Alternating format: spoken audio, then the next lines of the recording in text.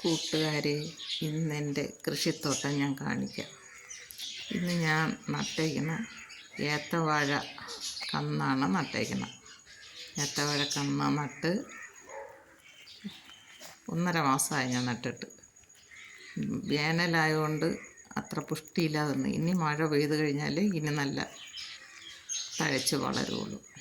ഈ വാഴയുടെ മൂട്ടിൽ ഞാൻ കുറ്റിപ്പയർ നട്ട്.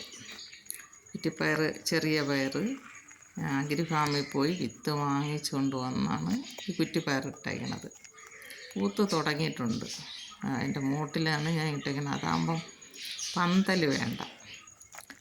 പൂത്ത് തുടങ്ങി, നിറച്ച് പൂ വന്ന് തുടങ്ങിയിട്ടുണ്ട്. അതിനിപ്പം കായ വന്ന് തുടങ്ങും. എല്ലാ വാഴയുടെ മൂട്ടിലും ഞാൻ നട്ട്.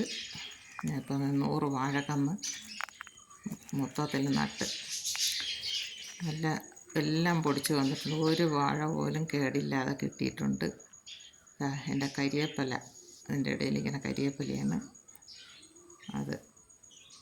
പിന്നെ വളമെന്ന് പറയുമ്പോൾ ഇതിന് കൊടുത്തേക്കുന്നത് ആദ്യം നമ്മൾ കോഴിവളവും ചാണകപ്പൊടിയും എല്ലുപൊടിയും വേപ്പും പിണ്ണാക്കും കൂടെ മിക്സ് ചെയ്ത് അടിവളം കൊടുക്കും. അടിവളവും കൊടുത്ത് കരിയിലയിട്ടാണ് ഞാനിപ്പം കന്ന് നട്ടേക്കുന്നത്. എന്നിട്ട് കന്ന് നട്ട് വിത്തും ഇട്ട്, പയർ വിത്തും. ഇനി ഈ കാട് പറിച്ചു കൂട്ടേണ്ട സമയം, മഴ തുടങ്ങുന്നതിന് മുമ്പേ പറിച്ചു കൂട്ടണം. ഇവിടെ ഒരു ചുണ്ട കള ചുണ്ട പൊടിച്ച് തിന്നതിനെ ഞാൻ ഒരു കത്തിരീര കൊമ്പ് കൊണ്ടുവന്ന് ബട്ട് ചെയ്ത് വെച്ചേക്കുന്നതാണ്. പൊടിച്ചിരിക്കണം. ഇനി മഴ പെയ്യുമ്പോൾ എല്ലാം തെളിഞ്ഞോളൂ. ഇതുപോലെയൊക്കെ ചുണ്ടയൊക്കെ ഉണ്ടെങ്കിലും അതുപോലെ ബട്ട് ചെയ്യാം. ഇതുപോലെ വാഴ നടുമ്പോൾ നമുക്ക് അതിൻ്റെ മുട്ടിൽ കുറ്റിപ്പയർ കൊണ്ടിട്ട് അതിന് പടലൊന്നും വേണ്ട. കുറേ പയർ പറിച്ച് കഴിയുമ്പോൾ മൂട് അടുത്ത സ്റ്റെപ്പ്.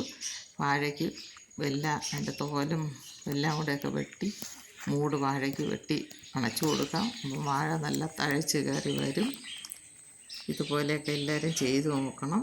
എൻ്റെ ഈ വീഡിയോ ഇഷ്ടമായെങ്കിൽ ലൈക്ക് ചെയ്യണം, ഷെയർ ചെയ്യണം, സബ്സ്ക്രൈബ് ചെയ്യണം. എൻ്റെ നാരകമാണ് നേരത്തെ കണ്ടത്, ചെറുനാരകം. ഇത് പരുത്തിയാണ് ഇരിക്കുന്നത്.